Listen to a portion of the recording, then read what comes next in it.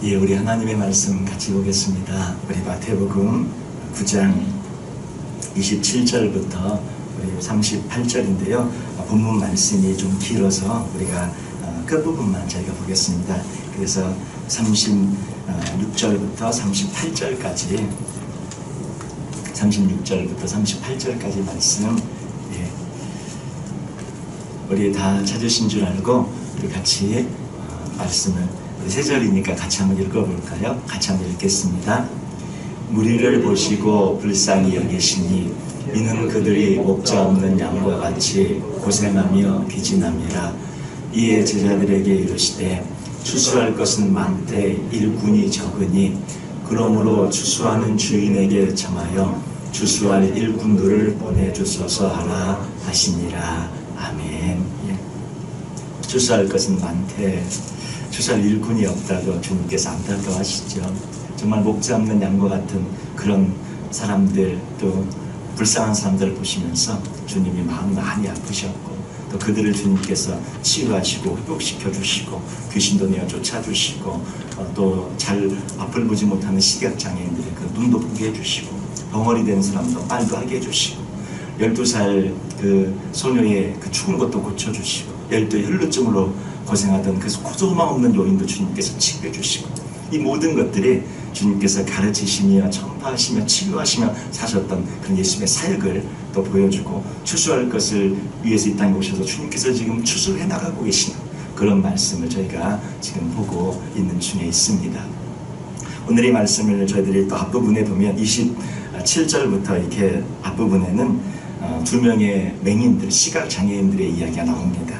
그 두 맹인을 주님께서 불쌍히 여기시고 그들을 또 하나님의 은혜로 추수할 그런 것으로 또 인도하셔서 두 맹인을 추수하시는 주님의 모습을 저희들이 보게 되는데, 이스라엘 지역에 이제 맹인이 종종 이렇게 나오고 성경에도 나오는 이유는 그 이스라엘 지역 자체가 사막 기후 지역 아닙니까? 그래서 석회가 섞여 있는 그런 이제 모래바람이 많이 불고 있기 때문에 가리고 뭐 한다 그래도 아무래도 저희들보다 많이 그런 게 눈에 이물질도 많이 들어가고 많이 이제 그렇게 쐬게 되겠죠. 바람이 불면 맞을 수밖에 없고, 그러다 보니까 그렇게 눈을 상하게 해서 이렇게 시각을 잃는 그런 사람들이 종종 있다고 합니다. 예수님께서 그 회당장 그 야이로의 딸을 고쳐주시고 그 집을 떠나실 때 이제 그 두 맹인이 예수님을 따라오게 됩니다. 두 맹인이 예수님을 따라오면서 소리를 지릅니다. 마태복음 9장 27절을 보니까 예수께서 거기에서 떠나가실 새 두 맹인이 따라오며 소리질러 이르되 다윗의 자손이여 우리를 불쌍히 여기소서, 이렇게 예수님께 간절히 이렇게 구하는 모습이 나오는데, 유대인들에게 있어서 다윗의 자손이다 이 말은 함부로 쓸 수 있는 말이 아니었어요. 왜냐하면 다윗의 자손이다 이 말은 무슨 뜻이냐면 그분이 메시아다 이런 뜻이거든요. 메시아가 다윗의 자손으로 오니까 누구를 가르쳐 다윗의 자손이다 이렇게 얘기하는 것은 곧 그가 메시아다 이렇게 선포하는 거나 인정하는 것과 다름이 없었습니다. 그런데 이 두 맹인이, 두 시각장애인이 이 예수님을 보고 다윗의 자손이라고 이렇게 고백을 합니다. 많은 사람들이 메시아를 갈망하고 있었고, 바리새인, 사두개인, 서기관들 다 메시아를 기다리고 있었습니다. 그렇게 메시아를 간절히 원하고 있었지만 정작 그가 메시아인 것을 알아본 것은 시각장애자들이었어요. 예, 참 아이러니하죠. 앞에 그 누구도 예수님을 다윗의 자손이라고 부르지 않아요. 그런데 이 두 명의 시각장애인이 처음으로 예수님을 다윗의 자손이라고 부르면서 예수님을 메시아로 인정하고 예수님을 그리스도로 선포하고 받아들이는 그런 모습을 저희들이 보게 되어집니다. 이걸 보면 우리가 눈을 뜨고 있다고, 뭐 사물을 이렇게 보는 그런 눈을 뜨고 있다고 정말 하나님을 볼 수 있는 것이 아니라는 것, 예수님을 알아볼 수 있는 것이 아니라는 걸 저희들이 알게 되어집니다. 귀가 들을 수 있다고, 귀가 우리가 무슨 소리를 들을 수 있다고 해서 주님의 음성을, 하나님의 음성을 들을 수 있는 것이 아니라는 것을 다시 한번 저희들이 보게 되어집니다. 오히려 우리의 그 부족함과 연약함이 하나님 앞에 나아가는 그런 도구가 되어져서 진정으로 주님을 알아보는 그런 눈이 열리는, 이 시각장애인은 보이지 않았잖아요. 그런데 그들에겐 영의 눈이 열려 있어서 예수님이 다윗의 자손인 걸 알아보는 그런 눈이 있었지 않았습니까? 근데 그 시대에 수많은 사람들은 다 보고 있었지만 예수님이 누군지 볼 수 없는 그런 눈을 가지고 있는, 그런 눈이 있으면 뭐합니까? 진정으로 영의 눈이 열려서 그분이 누구신지를 알아봐야 되는데, 정말 그런 안타까운 모습이 이 말씀 가운데 저희들이 이렇게 느끼고 이렇게 보게 되어집니다.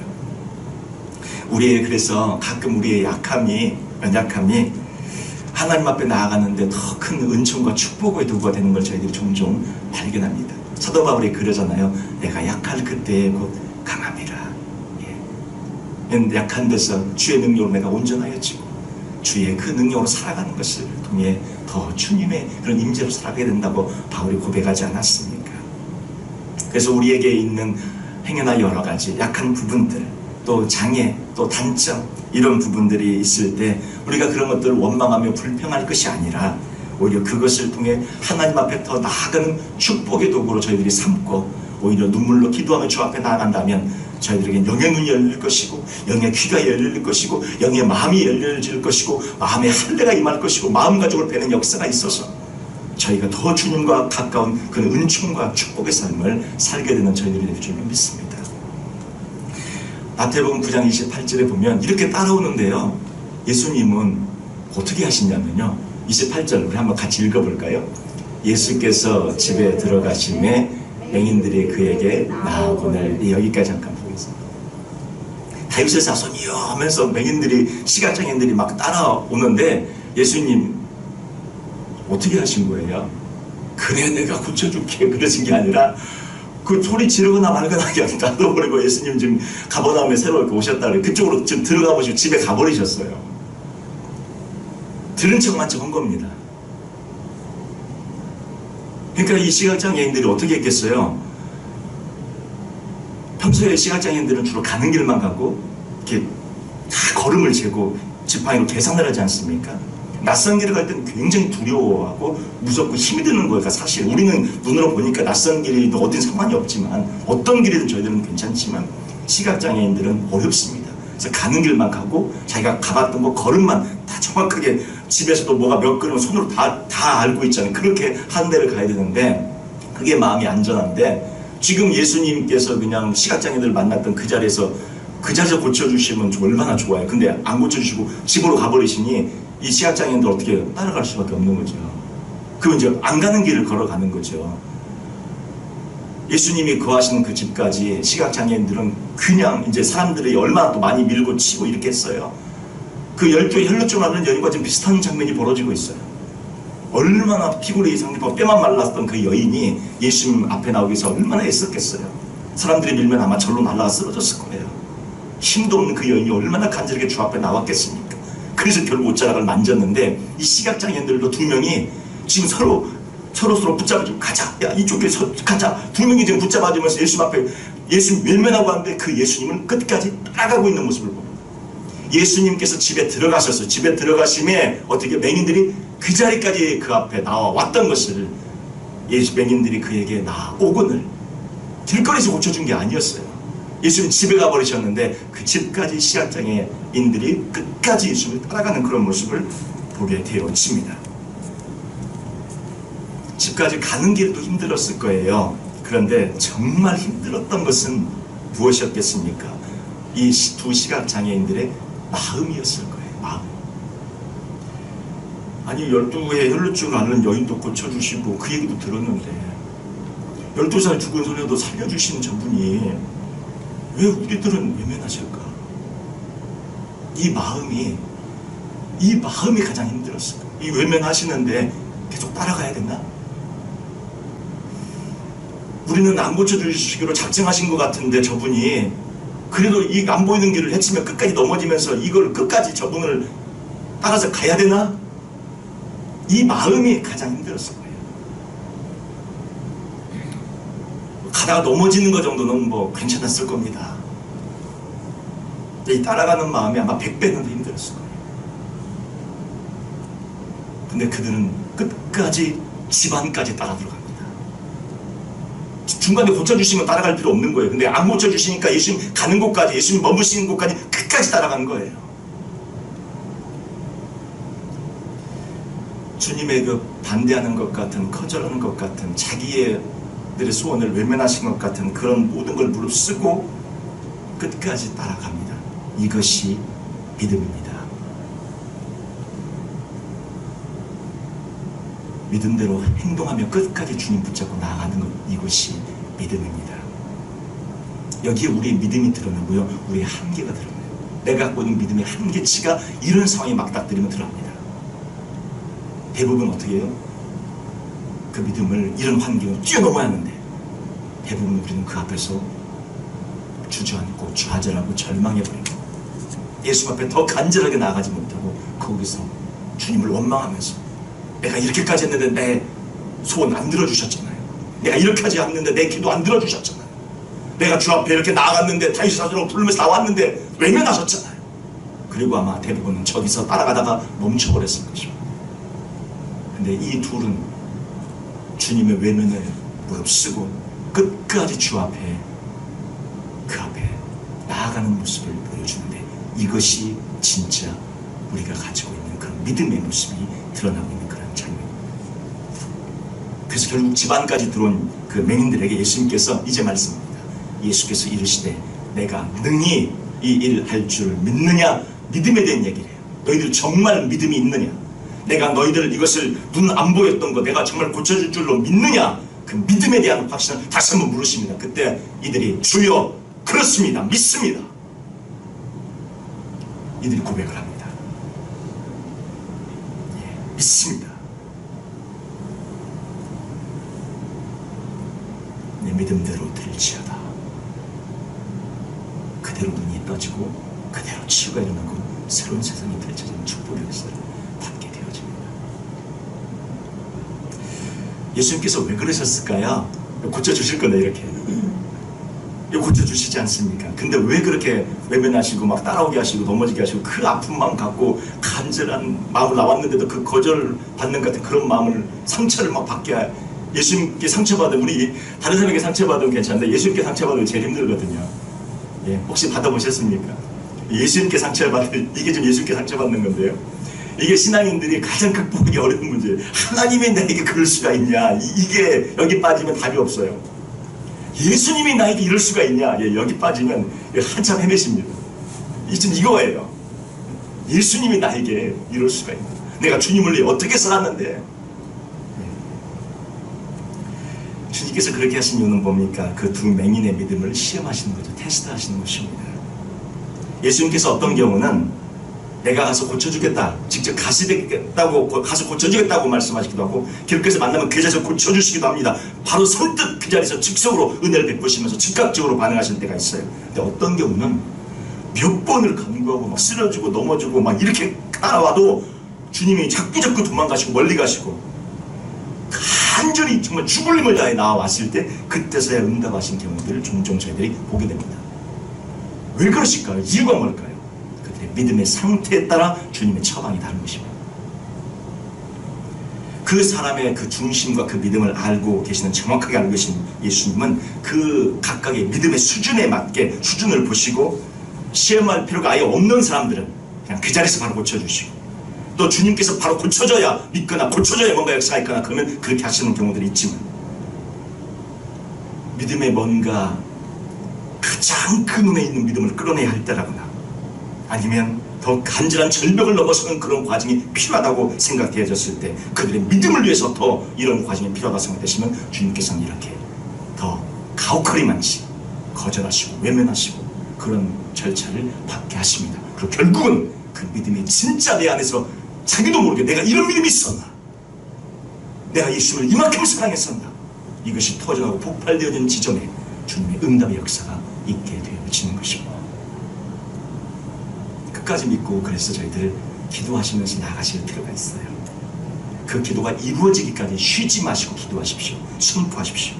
내 입에서 나가는 말도 헛되이 내게로 돌아오지 아니하고 나의 뜻을 누리며 나의 명하여 보낸 일에 형통하리라.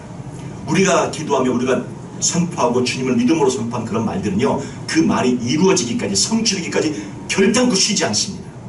선포된 말은, 선포하면서 기도로 잘 올려진 말은 그 기도 내용대로 이루어지기까지 끝날 때까지 쉬지 않아요. 그러니까 선포하십시오. 기도하십시오. 그리고 고백하십시오. 어떤 문제들 앞에 있을 때 해결된다, 부정적인 말 하지도 마시고 이것은 이루어진다, 이것은 반드시 된다 선포하시고 기도하시며 나아가시면 그 말 자체가 역사를 하기 때문에 반드시 이루어지기까지 쉬지 않고 나아가니까 주님께서 그 기도한 대로, 우리가 기도한 대로 이루어 주시고 선포한 대로 이루어 주실 줄로 믿습니다. 살아서 응답이 없으면 죽어서라도 이루어져요. 우리 조지 물러 알잖아요. 5만 번 기도 응답 받았던 그 조지 물러. 예. 친구들을 위해서 기도했는데 그 얘기 다 아시지 않습니까? 5명의 친구를 위해서 기도했는데 3명은 살아생전에 주 앞에 돌아왔고 2명 끝까지, 아니 조지 물러가 기도했는데 안 돌아와요. 이 친구들이. 이 하나님의 사람이 기도하는데도 안 돌아옵니다. 2명 중에 1명은 조지 물러가 죽으면서 마지막 설교할 때 그 설교를 통해서 돌아오고, 1명은 죽고 나서야 그 친구가 죽었냐. 그리고서 돌아오고. 기도는 살아생전에는 조지 물러 같은 5만 번 기도응답을 받은 사람도 이거 왜 기도응답이 안 되지? 친구를 해서 그렇게 기도했는데. 근데 마지막 죽고 나서 그 기도가 이루어지는 것을 저희들이 보게 되어집니다. 기도는 반드시 이루어집니다. 우리 자녀들을 위한 기도, 우리의 손자 손녀들을 위한 기도, 가정을 위한 기도 반드시 이루어질 줄로 믿습니다. 우리는 기도로 심는 거예요. 우리가 열매를 거두지 못할 수도 있어요. 근데 그 열매는 누가 거두냐면 기도로 심었기 때문에 자녀들이 반드시 심은 것은 열매가 나타나고 심은 것은 자라게 됩니다. 그래서 그 열매는 반드시 우리 자녀들이 거둘 날이 오게 됩니다. 그래서 자녀들을 위해 기도를 많이 저희가 무엇을 줄 게 있겠어요? 자녀들에게 뭐 갑부도 아니고 저희들이 뭐 자녀들에게 뭘 물려줄 게 있겠습니까? 근데 뭘 물려줄 수 있어요? 기도로, 믿음으로 심어주는 거예요. 자녀들을 위해서 많이 심어주는 거예요. 그러면 그걸 누가 거두니까? 자녀들이 그들의 때에 그들의 당대에 그들이 거두니까. 유산 물려줄 것도 저희들 사실 없지만 그 뭐 조금 뭐 그거보다는 얼마나 많은 것들을 물려줄 수 있어요. 기도로 오늘부터 우리 모든 성도님들, 집에서 예배드리시는 모든 성도님들 오늘부터 작정하시고 기도하면서 자녀들 위해 기도로 심어주시고 선포하시면서 축복하시고 그것이 반드시 열매를 맺으니까 그 자녀들이 그 기도 열매를, 우리가 심은 그 기도 열매를 자녀들이 따서 누릴 수 있도록 그렇게 기도로 나아가시는 저희 모두 되시길 바랍니다. 마태복음 9장 29절 말씀 보시면, 이제 예수님께서 그 다음에 말씀 보시면, 예수께서 그들의 눈을 만지시며 이르시되 너희 믿음대로 되라 하시니 그 눈들이 밝아진지라. 완전히 그 믿음대로 되어져서 눈이 보여지게 되는 역사가 일어나게 되어졌습니다. 예수님 앞에 나와서 간절히 예수님 지금 집에 가서 쉬려고 그러는데 예수님 쉬지도 못하게 붙잡고 따라오고 물론 예수님의 뜻이 있었죠. 근데 예수님 앞에 끝까지 막 쉬지 못하게 예수님 앞에 나오고 달려오고 그래서 결국 어떻게 됩니까? 눈을 보게 된 역사가 일어납니다. 우리 말씀 하나 보도록 하겠습니다. 이사야 62장 7절 말씀. 우리 같이 한번 이사야 62장 7절 말씀인데요. 우리 집에 계신 성도님들도 이 말씀을 한번 기록하시고 지금 잠깐 메모해 놓으세요. 이사야 62장 7절 말씀. 이번 주간에 이 말씀을 다 좀 이렇게 한번 읽어보시고 이 말씀을 한번 적어 놓으시면 좋겠습니다. 이사야 62장 7절입니다. 우리 한번 같이 한번 읽겠습니다. 또 여호와께서 예루살렘을 세워 세상에서 찬송을 받게 하시기까지 그로 쉬지 못하시게 하라. 마지막 부분 그로 쉬지 못하시게 하라. 다시 한번 읽겠습니다. 그로 쉬지 못하시게 하라. 이 말씀 적어 놓으세요.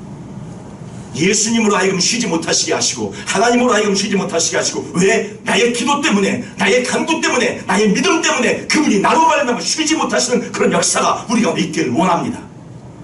그분이 쉬지 못하시게 하셔야 돼요. 물론 우리를 위해서 쉬지 않으십니다. 그분은. 근데 우리의 기도와 간구로 그로 쉬지 못하시게 하는 그런 믿음으로 나가는 저희들이 되어질 때에 예수님 우리를 위해서 쉬지 않으시고 역사하시고, 하나님 우리를 위해 쉬지 않으시고 역사하시며 우리를 도우시고 붙잡아 주시고 함께 하여 주시는 그런 은혜의 역사가 있을 줄로 믿습니다. 그로 쉬지 못하시게 하라. 이 말씀을 붙잡고 살아가시는 저희 모두가 되시길 바랍니다. 왜 주님은 그들을 밖에서 고쳐주지 않고 집안까지 따라오게 하셔서, 집안까지 오게 하셔서 고쳐주십니까? 예수님 쉬는 그런 자리에도 쉬지 못하게 그들을 그렇게 예수님 방해하는 것까지 허락하시면서 정말 예수님 쉬지 못하게 한 거잖아요. 근데 결국 그것이 역사가 일어난 도구가 되어졌습니다. 그들의 믿음을 주님께서 확인해 보시고 그들의 믿음이 더 깊어지게 하기 위해서 주님께서 이런 과정을 겪게 하시는데, 주님께서 우리의 기도를 외면하시는 것 같이 우리의 기도를 듣지 않으시고 응답하지 않으실 때는 그만한 뜻과 이유가 있는 줄로 믿습니다. 우리 예수님께 시험 들지 마시고요, 우리 하나님께 시험 들지 마시고 이렇게 선포하십시다. 주의 뜻이 있을 줄로 믿고 그 뜻이 이루어질 줄로 믿습니다. 그렇게 고백하시면서 더 간절히 더 예수님으로 하여금 쉬지 못하시게 저희들 더 기도하면서 더 믿음으로 외면하면 하실수록 더 간절히 기도하며 나가는 저희 모두가 되시기를 주님의 이름으로 축원을 드립니다. 이제 말씀에 이어서 보면 예수님께서 귀신 들려 벙어리 든 사람을 주님께서 고쳐주시고 추수하시는 그런 말씀을 보게 됩니다. 9장 32절 보면 이제 그들이 나갈 때에 또 주님께서 귀신 들려 말 못하는 사람을 예수님께 누가 또 데리고 왔어요. 이들이 치유받고 이제 예수님 거한 집에서 치유받고 나갔을 때 또 한 마음 아픈 사람을 데리고 옵니다. 이 사람은 자연적으로 벙어리가 된 것이 아니고요. 문제의 근원이 뭐였냐면 귀신 들려서 그렇게 된 거예요. 정확히 말을 하고 있죠. 9장 32절 보시면 그들이 나갈 때에 귀신 들려 말 못하는 사람을 이렇게 자연적으로 말을 못하는 사람 같은 경우 우리 그러지 않습니까? 우리 그 농아인 가정이나 이런 이제 가정 미랄 같은 경우도 그런 걸 저희가 볼 수 있는데 이렇게 뭐 자연적으로 이렇게 그렇게 되는 경우들이 있어요. 말을 듣지 못하거나 잘 듣지 못하면 또 말을 들어야 이게 발음을 하게 되는데 그 듣지 못하면 또 이게 말도 잘 안 되고 그래갖고 자연적으로 듣지 못하고 말도 못하고 이런 경우도 있고 또 그럴 경우는 어떻게 수화를 하기도 하고 하여튼 이런 경우들이 여러 가지 경우가 있게 되는데 여기 이 케이스는 뭐냐면 귀신 들려서 말을 못하는 이런 케이스가 되어졌습니다.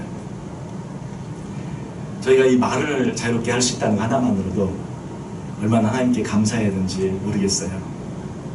제가 이제 어느 글에 보니까 아마 들어보셨을 거예요. 어떤 크리스찬이 그 혀에 이제 암이 생겨서 그 암이 참 여러 군데 이렇게 생기지 않습니까? 근데 이 환자는 혀에 암이 생겼어요.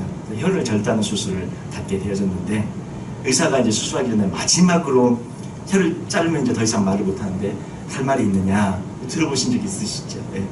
그때 이 환자가 뭐라고 고백을 합니까? 한참을 말을 못하다가 마지막 말을 이제 이 땅에서 마지막 말을 하는데 한참을 말을 못하다가 눈물을 흘리면서 주 예수님께 감사를 드립니다. 나의 주님이시여 내가 주를 사랑합니다. 이렇게 마지막 고백을 했다고 합니다. 이 고백은 그가 16살 때 지은 시를 다시 한번 이렇게 고백을 한 건데 27살의 삶으로 세상을 떠난 캐나다의 윌리엄 랄프 헤더스턴이라는 사람의 간증입니다. 그가 지은 찬송시가 내 주 되신 주를 참 사랑하고 곧 그에게 죄를 다 고하리라.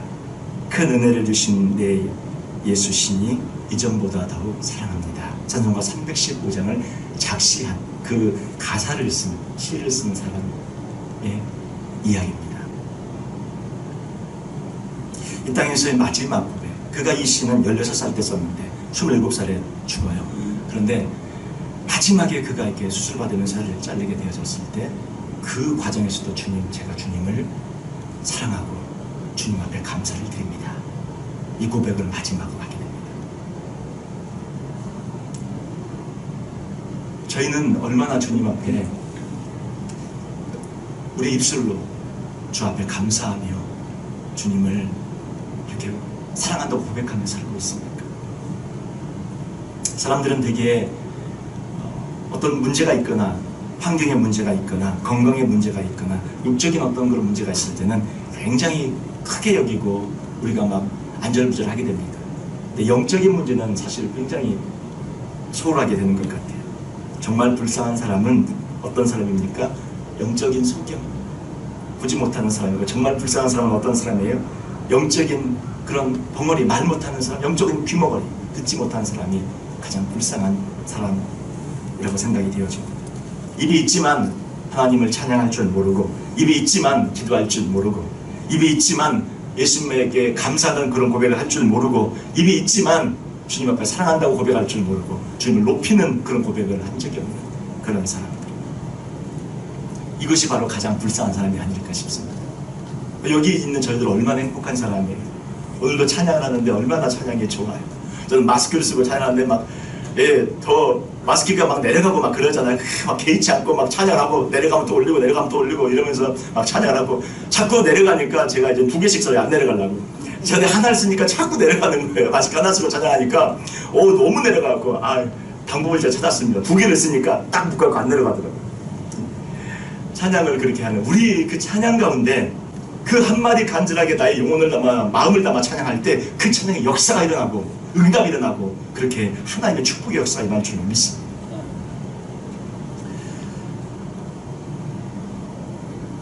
이 사람은 그런데 자기 힘으로 나온 게 아니었어요. 아까 시각장애인 2명은 자기 힘으로 예수님을 이렇게 따라오고 찾아오고 끝까지 예수님 앞에 달려갔는데 이 사람은 어떻게 왔냐면 그들이 나갈 때에 귀신 들려 말 못하는 사람을 예수께 데려오니 누가 데리고 왔습니다. 누가 데리고 왔어요. 누군가의 손에 이끌려서 예수님 앞에 나올 수 있었습니다. 누군가 데려갔기 때문에 그가 귀신이 떠나가고 벙어리가 말을 하는 그런 역사가 일어나게 되는 거예요. 우리도 누군가를 데려오고 누군가에게 예수님의 이야기를 들려주고 누군가에게 예수님의 사랑을 전해주는 누군가에게 예수님을 듣게 하는 그런 저희들이기 원합니다. 우리 가끔 저기 간증하지 않습니까? 또 우리 장장로님 오늘도 찬양 정말 뜨겁게 인도해 주셔서 감사하고 장장로님 세탁소에 가시면 특이한 게 하나 있어요. 뭐냐면요 24시간 내에 찬양이 나와요. 거기 가면 오픈하고 끝난 시간까지 찬양이 거기서 이렇게 유튜브로 찬양이 흘러나옵니다. 영어 찬양이 아니고 그냥 한국 찬양이 우리 CCM에 흘러나오는데 외국인들이 와가지고 모르는 한국말 모르잖아요. 근데 요즘 K-팝으로 많이 알려지긴 했지만 모르잖아요. 그런데 찬양이 그 안에서 들려지거든요. 그 가게에 들어오면 무조건 들을 수밖에 없어요. 그런데 찬양의 임재, 찬양의 역사가 있어서 처음 듣는 이상한 한국말로 하는 찬양인데 왠지 좋다는 거에 마음에 들어요. 우리 장님 몇 번 고백하셨죠? 우리 아마 다 들었을 텐데. 그리고는 찬양이 안 나오면 야 오늘 왜 찬양이 안 나오냐? 이렇게 얘기를 한다지 않습니까? 근데 그냥 어떤 거예요? 장로님은 틀어놓는데 들어온 사람은 무조건 강제적으로 듣게 되는 거예요. 강제적으로 예수님에 대한 찬양을 듣고 강제적으로 그것이 어떤 건지 모르고 무조건 듣는데 거기 안에 역사와 은혜의 역사가 임하게 되는 거예요. 이 벙어리 귀신 들려 벙어리 된 사람도 누가 데리고 왔어요. 데리고 왔는데 그 데려온 것 때문에 그가 치유를 받고 회복이 되는 것처럼 저희들도 누군가를 예수님에게 데리고 오고 예수님에 대한 말씀을 전해주고 찬양이라도 들려주고 강제로도 듣게 하게 그런 은혜의 역사가 있어서 그렇게 주 앞에 나아가는 또 저희 모두가 되어지길 원합니다. 결국 이 귀신이 쫓겨나게 되어지고 말 못하는 사람이 말하게 되어져서 우리가 놀랍게도 이스라엘 가운데 이런 일을 본 적이 없다. 이런 축복의 역사가 이제 펼쳐지게 되는데 귀신이 떠나가면서 이제 완전 회복이 됩니다. 예. 근데 저희들은 이제 요즘도 그런 귀신들의 그런 공격이나 우리를 힘들게 하는 것은 있을 수 있어요. 그러나 귀신이 우리에게 이 벙어리 들리는 사람처럼 완전히 들려가지고 포지션 돼서 들려가지고 이렇게 하는 그런 크리스찬에게는 그런 일은 없습니다. 우리 그리스도인들은 강하고 담대하셔서 이런 거에 귀신이 나도 막 귀신 들릴까 이런 생각 절대 하실 필요도 없어요. 예, 우리 요한일서 5장 18절 말씀 보시면 요한일서 5장 18절 말씀 보시면 한번 같이 읽어볼까요? 하나님께로부터 난 자는 다 범죄하지 아니하는 줄을 우리가 아노라. 하나님께로부터 나신 자가 그를 지키심에 악한 자가 그를 만지지도 못하느니라. 예, 사단이 우리를 만지지도 마귀들이 만지지도 못한다고 했어요. 이 말씀을 믿으시기 바랍니다. 마귀를 대적하라 그러면 너희를 피하리라 말씀하셨어요. 그 말씀을 믿으시기 바랍니다. 고린도전서 3장 16절 말씀 보시면 우리는 같이 한번 읽어보겠습니다. 너희는 너희가 하나님의 성전인 것과 하나님의 성령이 너희 안에 계시는 것을 알지 못하느냐. 하나님의 성령이 우리 안에 거하고 계세요. 성령님을 몰아내고 그 안에 거주할 귀신이란 그런 존재는 없습니다. 하나님과 싸워 이길 귀신은 없어요. 성령님이 거하고 계심을 믿고 담대하시기 바랍니다. 그리고 고린도전서 6장 19절 말씀 보시면 같이 한번 읽겠습니다. 너희 몸은 너희가 하나님께로부터 받은 바 너희 가운데 계신 성령의 전인 줄을 알지 못하느냐. 너희는 너희 자신의 것이 아니라 예, 값으로 산 것이 되었으니 너희는 그리스도 예수의 하나님의 것이라고 고백을 하고 있는 것이죠. 우리는 하나님의 것이 하나님이 소유하고 있는 하나님이 임재하고 성령이 머물고 있는 내재하고 계시는 그러한 존재들입니다. 귀신의 공격은 물론 우리를 테스트하면서 시험 들게 하는 그런 건 있을 수 있지만 귀신이 우리를 완전히 소유한 일은 절대 일어나지 않기 때문에 담대하고 강하고 담대하게 이렇게 승리하면서 나가는 또 저희들이 되어지길 원합니다. 그래서 오늘 이 말씀을 저희들이 이제 보면 주님께서 그 다음에 이제 9장 35, 마태복음 9장 35절부터 가르치시고 전파하시고 치유하시는 그런 역사를 베풀어 주셨고, 그 뒤에 이제 추수할 것에 대한 말씀들을 이제 하시면서 안타까워 여기시는데, 추수할 일꾼에 대한 말씀을 하세요. 그 다음에 이제 그 36절, 37절, 38절 보시면 불쌍히 주님께서 여겨주셨고, 추수할 목 잡는 양과 같으면 안타까워 여기시면서 추수할 것은 많되 일꾼이 적다, 이렇게 말씀하시는데, 여기 이제 추수할 것이 무엇입니까? 이게 한 사람 한 사람 한 사람 사람이죠. 추수할 것이 알곡에 비유되는 이게 사람인데, 어떻게 돼야 추수할 상태가 됩니까? 우리가 이제 잘 익어야겠죠. 열매를 맺고 그것이 성숙하게 되어져야 되죠. 머추러하게 우리가 익어야 그때 곡식을 거두는 그런 상태가, 익지도 않았는데 이제 벼가 이제 막 그 안에 아직 쌀알 나달이 제대로 완전히 익지도 않는데 배변는 사람이 누가 있습니까? 근데 주님께서 지금 말씀하시는 것은 추수할 것은 많되, 지금 익어서 이제 알곡들이 이제 기다리고 있는데 그것을 거두어 줄 사람이 없다는 얘기를 하고 있는 것이죠. 그래서 저희들이 먼저 추수할 그런 어떤 것이 되어지는 알곡 같은 상태로 저희들이 단단한 식물을 먹을 수 있는 장성한 자들로 저희들이 먼저 되어져야 되겠고, 그렇게 되어졌을 때 주님께서 저희들을 추수해 주실 것이고, 또 저희들이 추수할 일꾼이 되어져서 다른 많은 사람들을 그렇게 돕고, 그래서 그들이 거기까지 오게 돕고, 또 그들이 추수할 그런 귀한 알곡들, 곡식들이 되어져서 주 앞에 열매로 거두어지는 그런 사람들이 되도록 또 쓰임받는 또 저희 모두가 되어져야 할 줄로 믿습니다. 오늘 이 말씀 저희들이 이제 마치면서 오늘 저희들이 잠깐 같이 기도하기를 원합니다. 저희들이 이 시간 기도하기를 원하는 것은 정말 주님 앞에 저희들이 나아가면서, 주님, 제가 정말 보고 있습니까? 주님, 제가 정말 말하고 있습니까? 제가 정말 듣고 있습니까? 우리가 주 앞에 영적으로 주 앞에 저희들이 더 깨어 있어서 주 앞에 나가기 원하고, 예수님이 우리의 기도와 간구를 외면하신 것처럼 느껴지는 때는 반드시 이유가 있습니다. 주님 앞에 저희들이 아무리 기도해도 들어지지가 않는 것 같을 때는 주님께서 특별한 계획을, 특별한 축복을 계획하고 있는 줄로 믿으시면 틀림없습니다. 어떤 건 바로 응답이 되어지지만 어떤 분은 응답이 안 되어지는 거고, 왜 그럴까? 이상한 것 아니고요, 주님이 더 큰 축복을 예비하고 계신 줄로 믿습니다. 그 주 앞에 저희들 믿음으로 나아가면서 그 주 앞에 끝까지 믿음으로 나가신 저희 모두가 되시길 바라고요. 오늘 기도하실 때, 주님, 제가 주님을 믿습니다. 그로 쉬지 못하시게 하라, 그로 쉬지 못하시게 하라, 이 말씀을 붙잡고 예수님 쉬지 않게 제가 계속 예수님 앞에 나아가는 저희들 되어지겠다고 우리 함께 다짐하면서 우리 함께 통성으로 기도하겠습니다.